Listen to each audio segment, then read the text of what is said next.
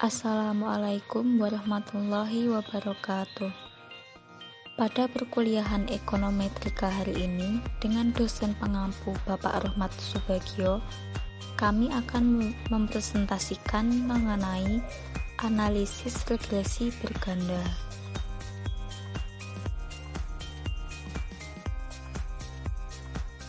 Sebelum itu, perkenalkan anggota kelompok kami. Yang pertama, Puji Lestari dengan NIM 216. Yang kedua, Hesti Rohmadini dengan NIM 234. Yang ketiga, Iza Lafifa Sultania dengan NIM 237. Dan yang terakhir, Eka Aprilia dengan NIM 247. Analisis regresi berganda. Analisis regresi berganda adalah suatu metode untuk meramalkan nilai pengaruh dua variabel independen atau lebih terhadap satu variabel dependen. Lebih mudahnya yaitu untuk membuktikan ada tidaknya hubungan antara dua variabel atau lebih dari dua variabel independen X1, X2, X3, dan seterusnya hingga Xi terhadap satu variabel terikat Y. Ada beberapa asumsi OLS yang digunakan dalam regresi berganda. Selain 6 asumsi pada regresi sederhana, perlu menambahkan satu asumsi lagi di dalamnya. Adapun sebagai berikut. 1. Hubungan antara Y sebagai variabel dependen dan X sebagai variabel independen adalah linear dalam parameter. 2. Nilai X nilainya tetap untuk observasi yang berulang-ulang. Karena variabel independennya lebih dari satu, maka ditambah asumsi tidak ada hubungan linear antara variabel independen atau tidak ada multikolinearitas antara X1 dan X2 dalam persamaan. 3. Nilai harapan atau rata-rata dari variabel gangguan EI adalah 0. 4. Varian dari variabel gangguan EI adalah sama atau homoskedastisitas. 5. Tidak ada serial korelasi antara variabel gangguan EI atau variabel gangguan EI tidak saling berhubungan dengan variabel gangguan EI yang lain. Yang terakhir, variabel gangguan EI berdistribusi normal.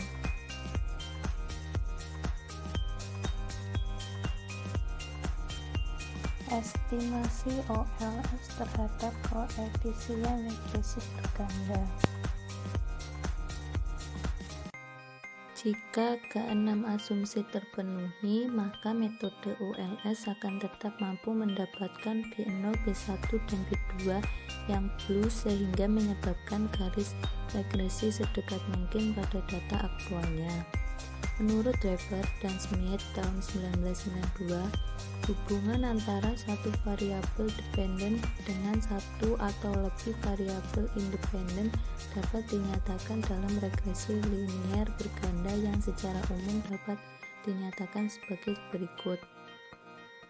Misalkan, mempunyai mode regresi sampel I capping I sama dengan B0 plus B1 X1I plus B2 X2I plus SEI. Arti persamaan tersebut adalah nilai harapan atau rata-rata dari Y pada nilai tertentu variabel independen X1 dan X2. Dalam hal ini mengartikan B1 dan B2 agak sedikit berbeda dari regresi sederhana sebelumnya. B1 adalah mengukur perubahan rata-rata Y atau nilai harapan Y X1 X2 terhadap perubahan per unit X1 dengan asumsi variabel X2 tetap. Begitu pula B2 adalah mengukur perubahan nilai rata-rata Y atau nilai harapan Y X1 X2 terhadap perubahan per unit X2 dengan asumsi variabel X1 tetap. Pengujian asumsi persyaratan regresi. 1. Normalitas. Uji statistik yang digunakan adalah Kolmogorov-Smirnov. Yang kedua, autokoreksi. Metode pengujian yang sering digunakan adalah dengan uji Dewey. Yang ketiga, heteroskedastisitas. Heterogenitas spasial diuji menggunakan statistik uji Breuss-Pagan. Yang keempat, multikolonialitas dilakukan menggunakan kriteria variance inflation factor. Interval estimasi koefisien regresi berganda. Koefisien didapatkan pada regresi berganda adalah estimasi titik. Persamaan koefisien regresi berganda sebagai berikut: beta I min TC SE dalam kurung beta I hat, beta I hat plus TC SE dalam kurung beta I hat, di mana 1 min alfa merupakan interval keyakinan untuk koefisien regresi beta. Jika misalnya beta sama dengan 5%, artinya 95% interval estimasi dari sampel mengandung kebenaran 95% dari populasi nol.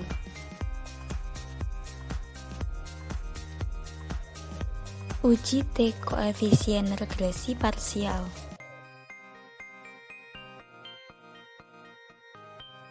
Prosedur uji T pada koefisien regresi parsial pada regresi berganda sama dengan prosedur uji koefisien regresi sederhana. 1. Membuat hipotesis melalui uji satu sisi atau dua sisi. A. Uji hipotesis positif satu sisi. H0 sama dengan beta 1 kurang dari sama dengan 0. H alternatif sama dengan beta 1 lebih besar dari 0. B. Uji hipotesis negatif satu sisi. H0 sama dengan beta 1 lebih besar sama dengan 0. H alternatif sama dengan beta 1 kurang dari 0. Atau uji dua sisi.